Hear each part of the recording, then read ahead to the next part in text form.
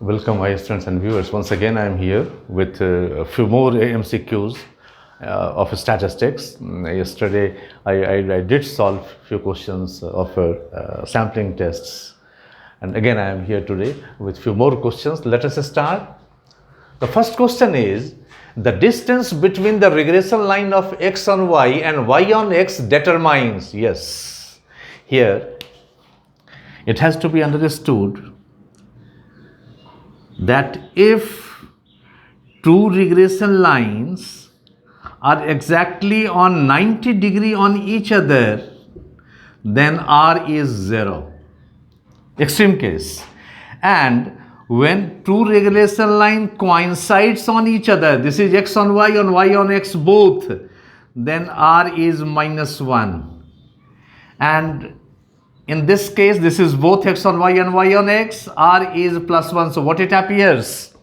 That as the two regression lines comes closer, R goes on increasing, and as these two regression lines goes away and away, R becomes smaller and smaller. So the very distance between the regression line of x on y and y on x determines the degree of correlation. And when the two regression lines are exactly 90 degree on each other, the two variables are called orthogonal. Orthogonal variables, and between orthogonal variables, R is 0. And when the two regression lines just coincides on each other, then R is either -1 or +1. Yes. Number 2. The equation of regression line can be given in terms of deviations from their mean as follows. So capital X minus X bar is small x and capital Y minus Y bar is small y. Then the slope Bxy is given by, yes. Now this is the slope of regression line on x on y, of x on y. Then here this Bxy is defined as summation xy divided by summation y square. This is the slope of x on y. And had it been y on x, if it would have been y on x, then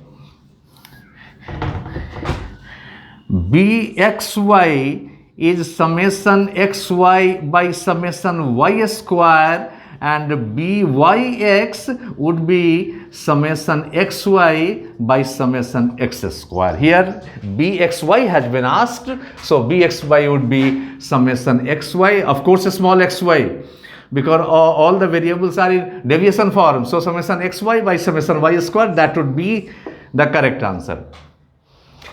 Third question.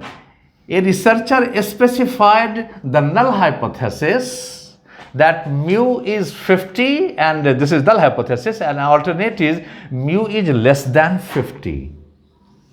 So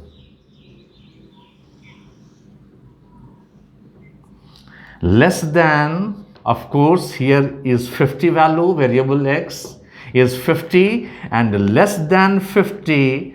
So this is reason with this region we are concerned, and this is left-tailed test. So this is left-tailed. Had it been mu greater than 50, then it would have been right-tailed test. Of course, it is one-tailed test, but in one tail either it could be a left tail or right tail. So if it is less than 50, then it is left-tailed test. Number 4. Which of the following is a positional average, right? Out of all 5 averages, mean, median, mode, geometric mean and harmonic mean, out of these all averages, only median is the positional average because it separates the whole distribution in 2 equal parts. That is, it lies exactly in the midway. That's why it is called positional average. So median is the positional. None other averages are being known as positional. Only this median is a positional average. For calculating real wage, right? Real wage, if the monetary wage is W and price is P, then real wage is W by P. This is the real wage. Now here it has asked that for calculating real wage, which index is used? Absolutely price index would be used over here. So just in finding real wage, we use this price index. Number 6, index number are helpful in studying the trend in time series data because they study relative changes at different points of time. No. They can be expressed in absolute terms. That is also wrong.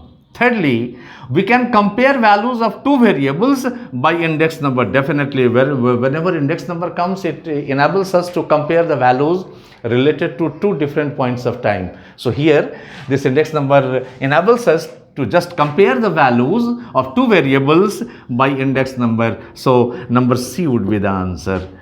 So 6 questions I have done. Again, I am solving few more questions. Well, we have question number 7. For T distribution, as degrees of freedom increases, the distribution approaches binomial distribution. Yes. Sorry, not binomial. It is binomial. It approaches normal distribution. Sorry. So when the degrees of freedom of any T distribution goes on increasing, it tends to approach normal distribution. So आप लिख सकते हैं इसको, या इसको ऐसे भी समझिए कि as degrees of freedom tends to infinity, T distribution tends to normal. So it could be memorized like this. So it tends to normal distribution when the degree of freedom increases in case of T distribution. Once again, if this question relates to T distribution. Question number 8. For a T distribution, when the degrees of freedom increases, what happens to the curve? First of all, if it is a normal distribution,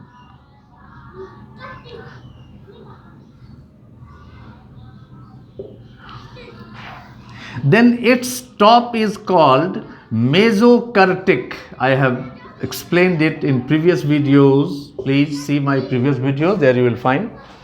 And T distribution is flatter than normal, so it is platykurtic.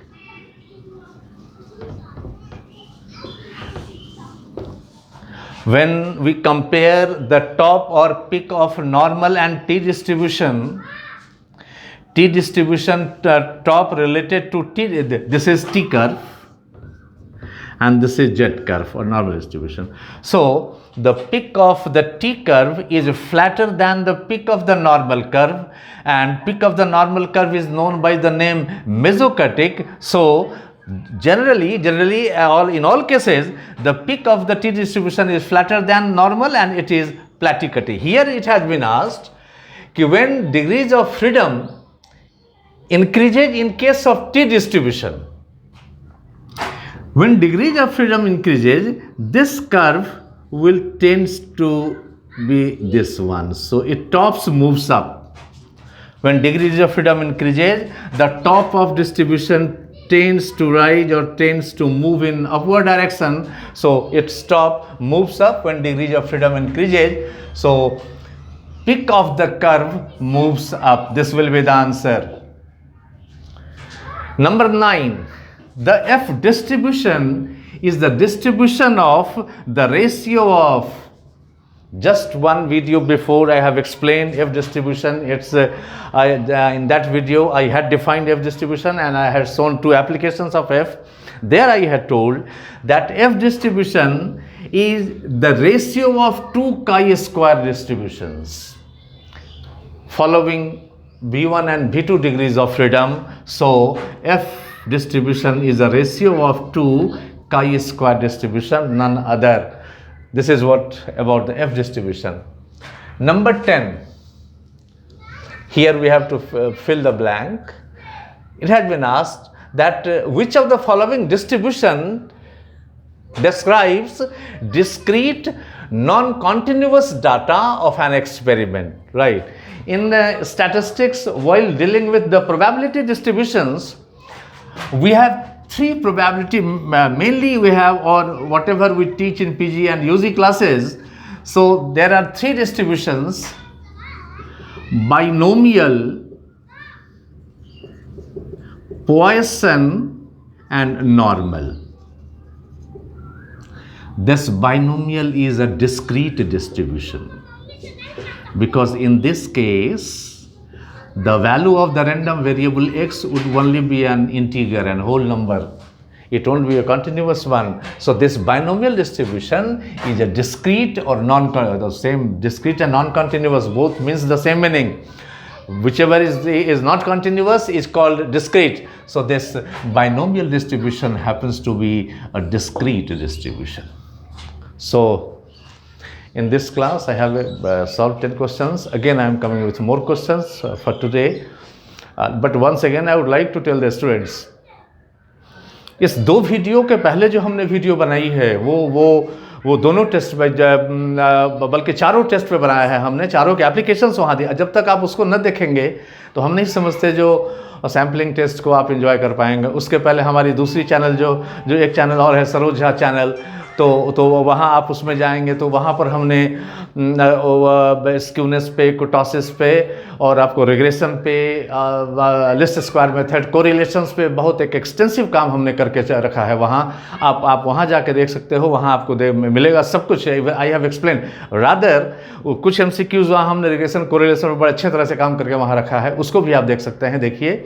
और अभी MCQs आज तो खबर आ रही है कि net वाले exam जो है वो तो आगे एक्सटेंड हो गया, या उसको कहें पोस्टपोन हो गया. तो अब इसको दोनों तरह से ले सकते हैं आप, पॉजिटिव निगेटिव दोनों तरह से. बच्चे, you have got enough time to make yourself prepared. अभी पूरी टाइम है, कोरोना का समय है, घर में हैं सभी आदमी, सभी व्यक्ति, and everyone has enough time to get deeper into the subject. So this could be a blessing in disguise for the examinees. What I think that this period could be a blessing in disguise. आपके लिए बड़े अच्छे साबित हो सकते हैं. आपको पढ़ने का पूरी समय दिया गया है. You get yourself prepared. हमसे जहाँ तक हो रहा है, जहाँ तक समय हमको परमिट करता है, I am doing work for the NET students. And if this exam has been postponed, then possibly from first week of May, I shall change the structure of this class or these videos. I shall start in any fresh paper, either in macro or micro on statistics, and whichever is being liked by the students, or what the students require, they could ask me on comments कि हाँ sir इस पे बनाइए, आप इस पे काम कीजिए.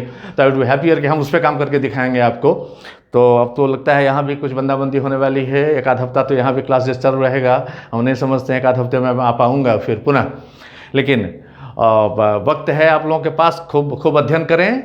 And if one week lockdown is being likely to be declared here, so if it is so, then I'll be absent for 1 week. If not, then I'll be coming just regularly on more MCQs, good MCQs, and the important MCQs from various books, and few MCQs I frame on my own. So let us see what happens. But finally, best of luck to my students for the coming exam. अच्छा कीजिए इस exam में. और आज के लिए इतना ही. Thanks.